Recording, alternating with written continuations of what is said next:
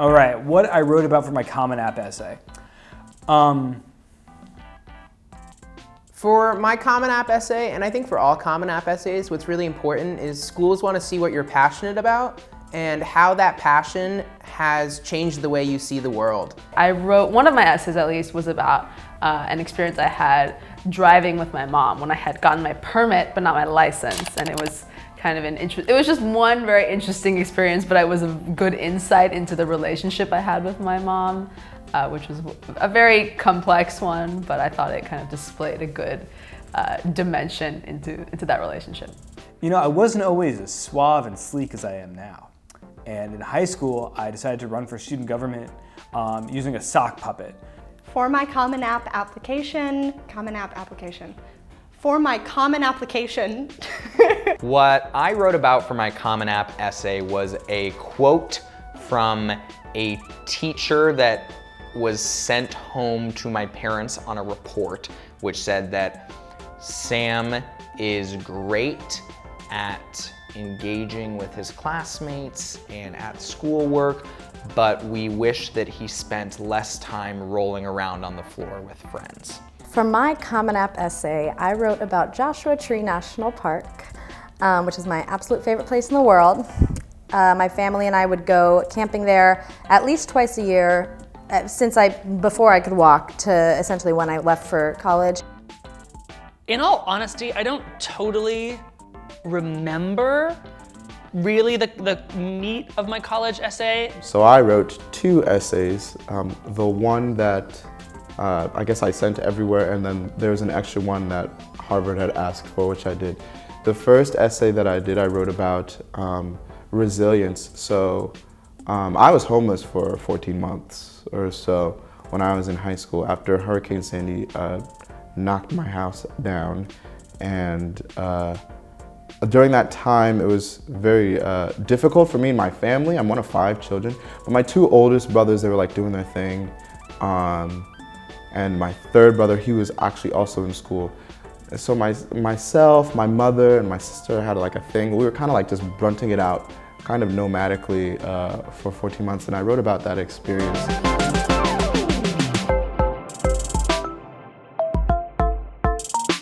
I wrote about my first Broadway show, which in retrospect is so lame, but it worked. So, what was it? Cool with it. Oh, Beauty and the Beast, which makes a lot of sense for me. I know I talked about negative capability, which is an idea from the poet John Keats. I talked about this novel called The Baron in the Trees, and I know that I quoted Lady Gaga a lot. Senior year was the only year that we were allowed to give a speech for why we should become president. And I decided that I would give half of my speech with a sock puppet, which for whatever reason socially, I just wasn't aware that that wouldn't work. And so I gave this speech to my whole school with a sock puppet, thinking like, this'll do it. This is a killer idea. And it was a horrible idea. And like every year before then, I'd been vice president of my class. And then the last year, I like didn't place at all. Like I was like last in the election. And I was like, ooh, rough.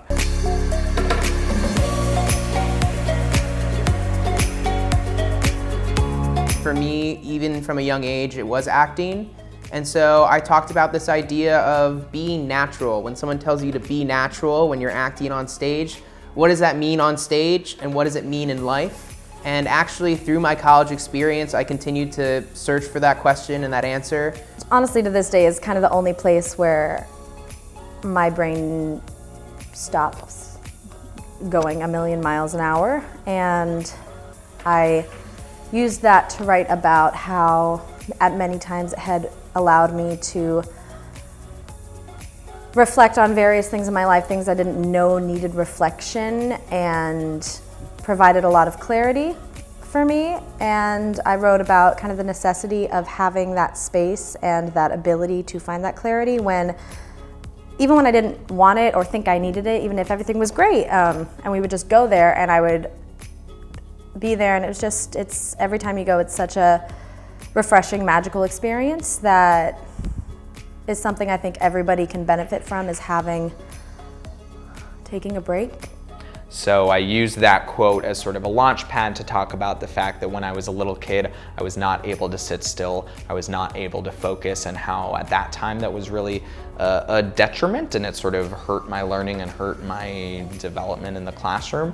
But how later in life, through high school and through passions that I found, I was able to sort of channel that energy that I didn't know how to channel before into things that I was passionate about, like Taekwondo and theater and debate, and how I never want to bridle that energy, and I always want that energy to be released, and that's part of the reason why I really love working with and teaching kids, because I want to make sure that kids don't feel that they need to stifle that energy.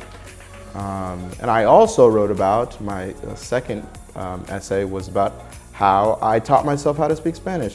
So that's like my little superpower. I like teaching myself things. And when I was 14 maybe, right before I went to high school, I taught myself Spanish, and it was really hard, and I spent every day doing it. I was a boring boy. I spoke with all my Spanish-speaking friends, and I did it just so that I could skip a couple classes in my Spanish thing, and then I kind of got carried away.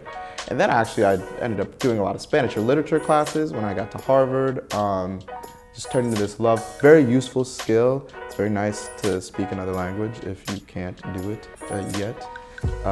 And that's what I wrote about. But then I reflected on it and I was like, even though the sock puppet thing didn't turn out great, taking risks is a really good idea, because that's how you learn what works and grow and something else like that.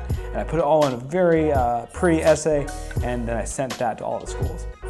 A lot of it was just the question of being present, being mindful, having a meditation practice, all of these mental health things that I think are really important in any college life. That allowed me to, whenever I would come back, go forward in more productive and efficient ways in my life, and ultimately led to me deciding what I wanted to do with my life and how to go about doing it. So that's going pretty well so far.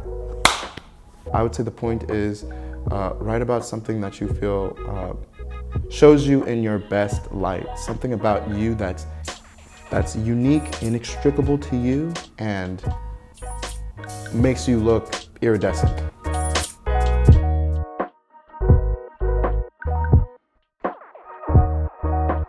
If you liked this video and want to learn more about top colleges and more, like and subscribe.